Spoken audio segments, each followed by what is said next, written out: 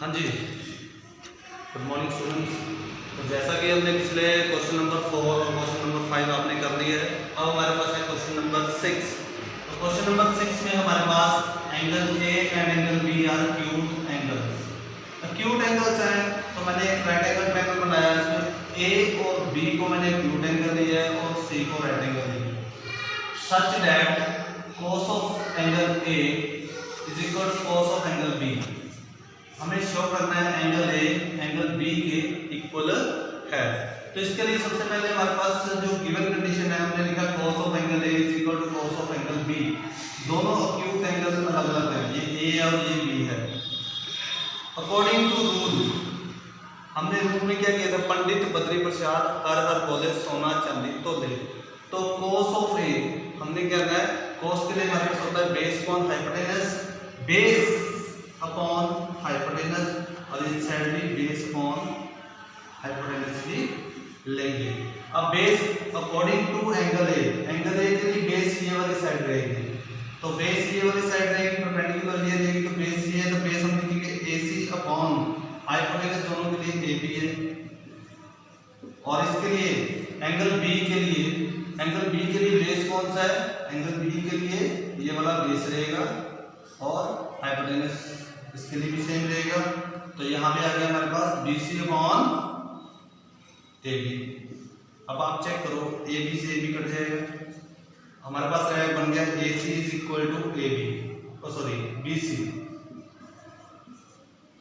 अब AC अगर BC के इक्वल आ गया तो हमारे पास एक रूल आता है। अब इस ट्रायंगल में मेरे पास ये साइड इस साइड के इक्वल आ गई है, तो एक राइट एंगल ट्रायंगल में दो साइड इक्वल आ गई है। किसी ट्रायंगल में अगर दो साइड इक्वल आती है तो उनके ऑपोजिट एंगल आपस में इक्वल्स हो जाते हैं। तो as in triangle ABC AC is equal to BC, then angle A is equal to angle B। Reason लिखना है तो एक साइड पे रीजन लिखिए, because angles opposite to the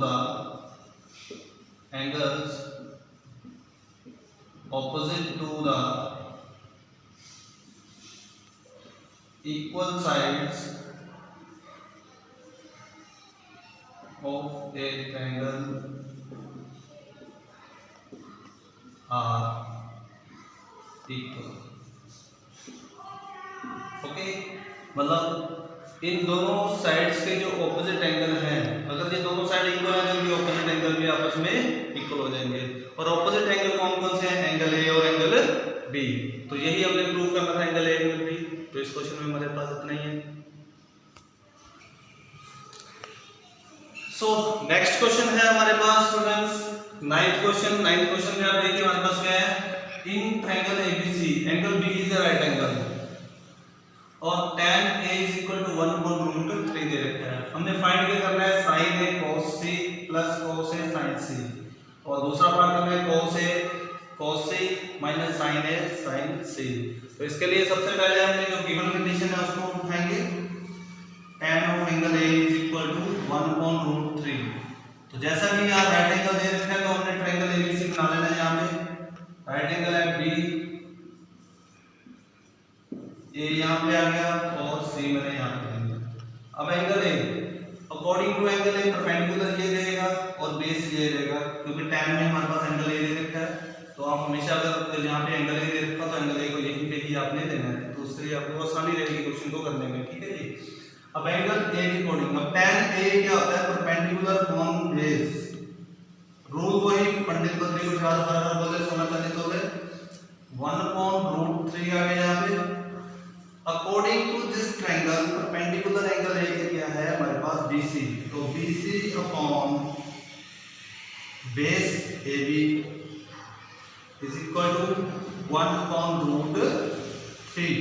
देखो ये BC अपॉन AB रेशो में है, तो कोई भी रेशो वाले टर्म को मैक्स या के समथिंग होंगे लेके चल सकते हैं। तो therefore BC is equal to क्या आ गया हमारे पास 1 के, और हमारे पास AB कितना आ गया, √3 के।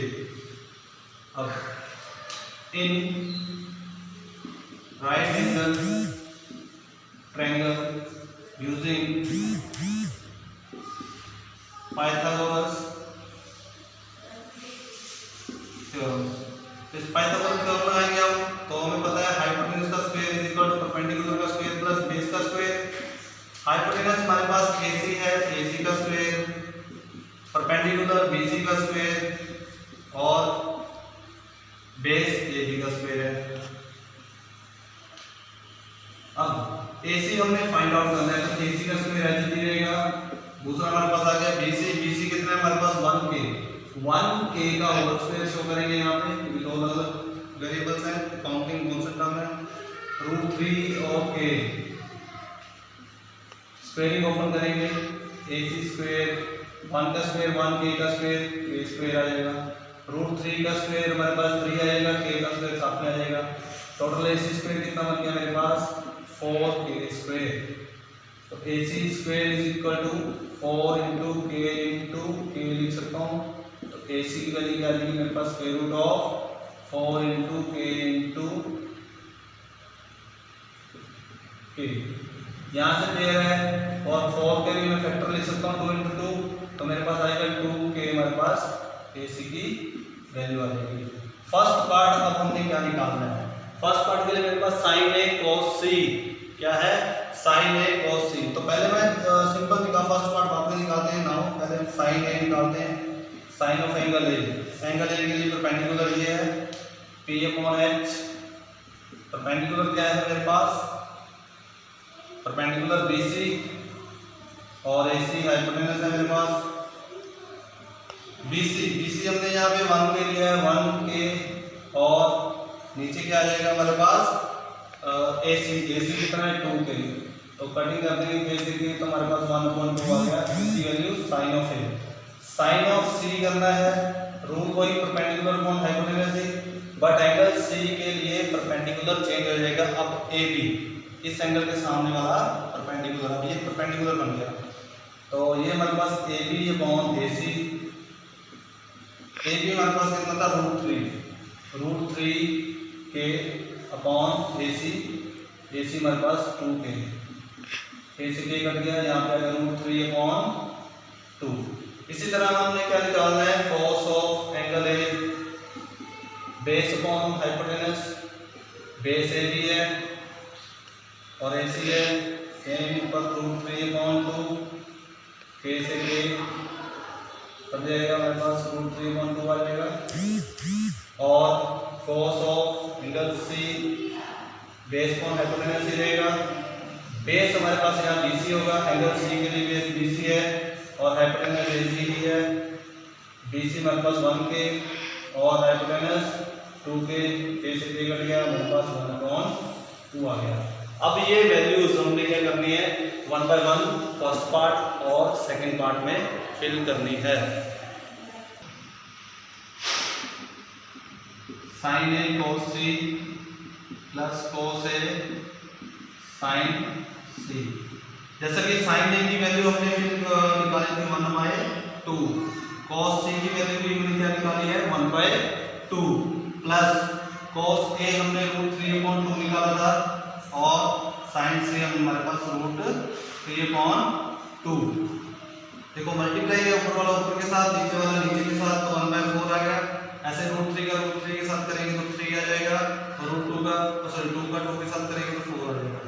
दोनों का डिनोमिनेटर हमारे पास सेम है, तो दोनों का सिंगल डिनोमिनेटर आ गया कॉमन, ऊपर ब्रैकेट ऐड हो जाएंगे, हमारे पास आ गया 4/4।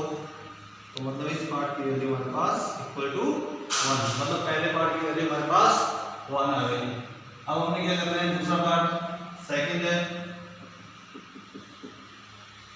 cos A cos C minus sin A sin C। तो यहाँ पे cos A मेरे पास क्या था √3/2 आया, और cos C 1/2 आया था, माइनस sin A मेरे पास 1/2 इंटू √3/2।